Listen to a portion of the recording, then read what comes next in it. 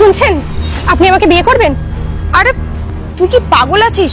ও একটা রাজমিস্ত্রি কাজ করছে, ও ভিখারি, আর তুই বলছিস ওকে বিয়ে করবি? তুই চুপ কর না, আমি কথা বলছি তো। তোকে সব বিষয়ে কেন এত ইন্টারফেয়ার করতে হবে? কি হলো, চুপ করে গেলেন কেন? বলুন, আপনি আমাকে বিয়ে করবেন? আরে আপনি চলে যাচ্ছেন কেন?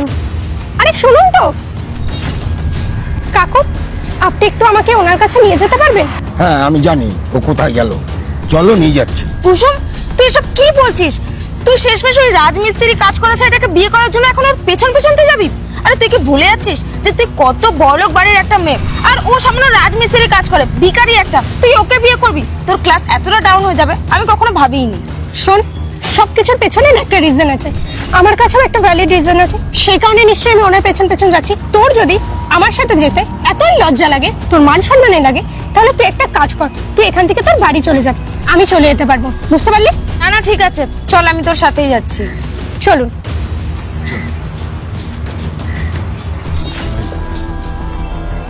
তুমি চলে এলে কেন?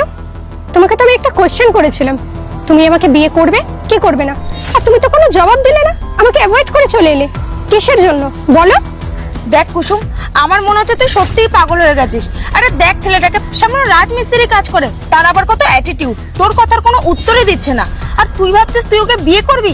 আরে ও কি কাজ করে সেটা তো দেখ, তোকে খাওয়াবে কি? দুদিন পর দেখবো তুইও ওর সাথে এই কাজ করছিস। মন্দিরা, তোকে আমি তখন থেকে বলছি তোর মুখটা একটু বন্ধ রাখ। তুই যখন জিনিসটা জানিস না সেটা নিয়ে এত কিছু বলিস না, তখন থেকে তোকে আমি বলে যাচ্ছি তোর মুখটা বন্ধ রাখ। তুই যখন কিছু জানিস না তাহলে এত কিছু কিসের জন্য বলছিস? আর তুই আমার হবু স্বামীকে আমারই সামনে তখন থেকে অপমান করে যাচ্ছিস, এটা আমি সহ্য করতে পারবো না। মন্দিরা, তোর যদি সত্যি কোনো সমস্যা হয়ে থাকে তুই প্লিজ এখান থেকে চলে যেতে পারিস। এই শোনো, তুমি যে আমাকে বলছো হবু স্বামী, তুমি যে আমাকে বিয়ের প্রস্তাব দিচ্ছ, কখনো তুমি নিজেকে আয়নার সামনে দেখেছো আর আমাকে দেখেছো?